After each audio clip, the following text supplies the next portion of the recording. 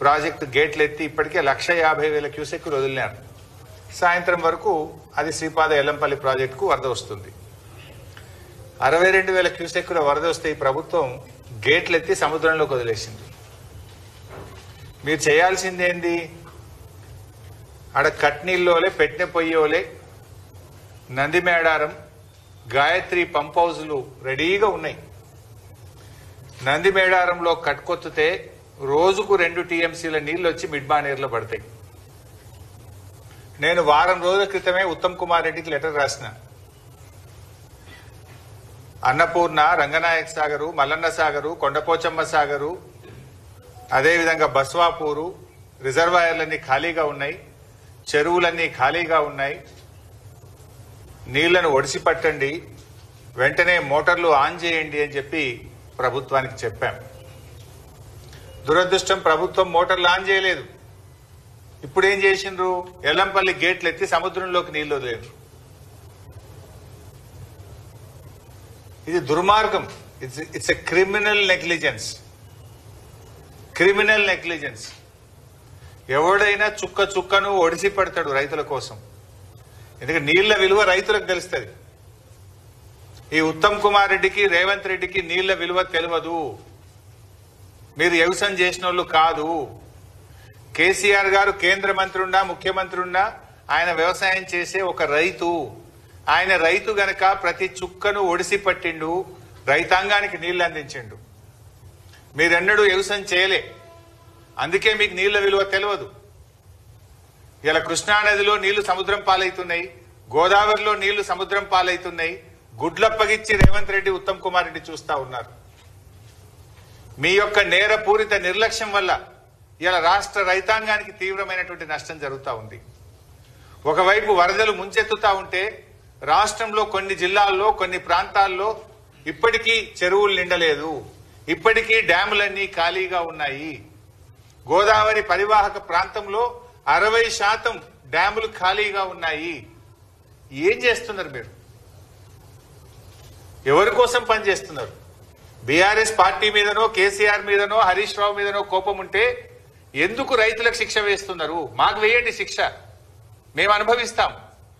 కానీ మీరు మీ బురద రాజకీయాల కోసం వరద నీటిని సముద్రంలోకి వదలకండి, వరద నీటిని ఒడిసి పట్టండి, బురద రాజకీయాలు మానండి అని చెప్పి నేను కోరుతా ఉన్నా. ఇదేం చిల్లర రాజకీయాలు? అరే కట్నింట్ల లెక్క, పెట్టె పొయ్యి లెక్క రెడీగా మోటార్లు, కాళేశ్వరం మోటార్లు ఉంటే కాళేశ్వరం ప్రాజెక్టు కూలింది అని మీరు చెప్పిన అబద్ధాన్ని, మీ గోబల్స్ ప్రచారాన్ని నిరూపించడం కోసం ఇలా మోటార్లు ఆన్ చేస్తలేరు. మీరు చెప్పిన అబద్ధాన్ని పదే పదే చెప్పింది. ఇలా నీళ్ళు వస్తే మీరు చెప్పిన అబద్ధాలని ప్రజలకు అర్థమవుతుందని కావాలని మీరు మోటార్లు ఆన్ చేస్తలేరు ఈరోజు.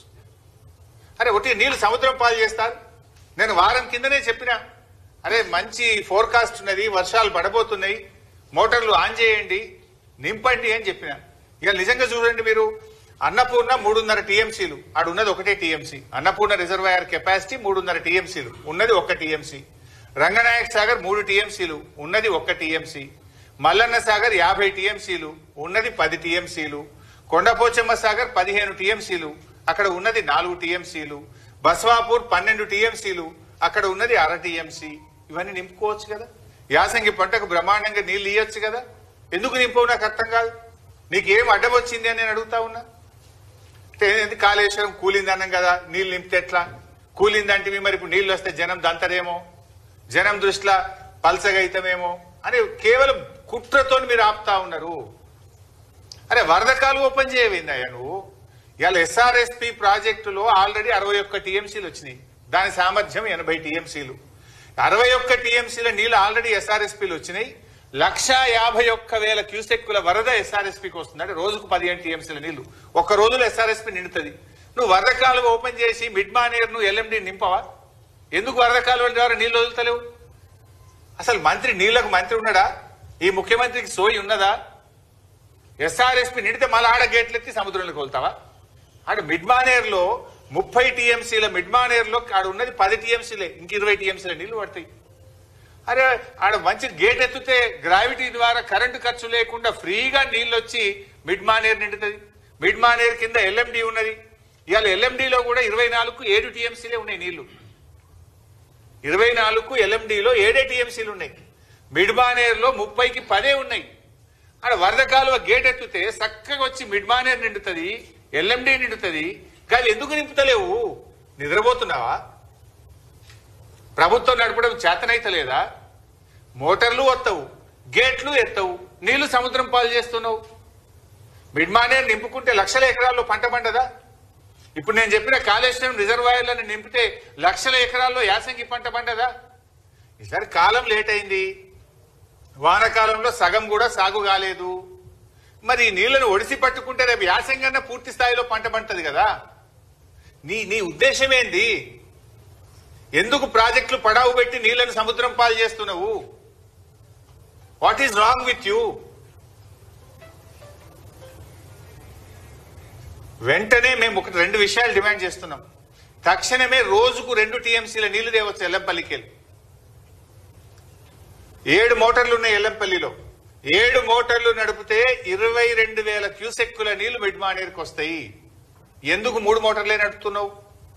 ఎందుకు 3 నడుపుతున్నావు? ఎందుకు నీళ్లను సముద్రం పాలు చేస్తున్నావు? తక్షణమే 7 మోటార్లు వత్తాలే.